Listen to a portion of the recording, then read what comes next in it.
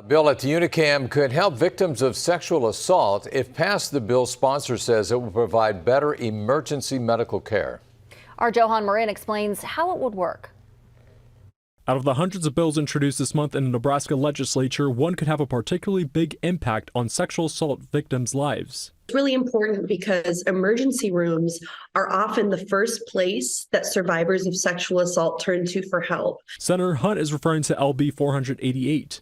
The bill would require hospitals to inform victims about emergency contraception and have it readily accessible. A lot of people don't realize that in hospitals and emergency rooms in Nebraska, care providers aren't required to give emergency contraception to sexual assault survivors. Hunt says she's heard stories of sexual assault victims who go to the emergency rooms in the metro and don't get the help they need.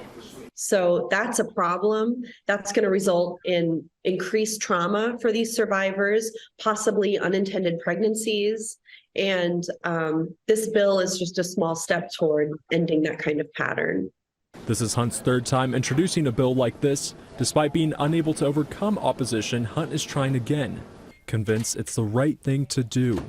Nebraska physicians, Nebraska healthcare providers, we want you to reach that standard of care that we have in the medical field. On your side in Omaha, Johan Marin, 6 News. If you'd like to keep track of the bills introduced by the Nebraska legislation, you can follow along on our website, WOWT.com.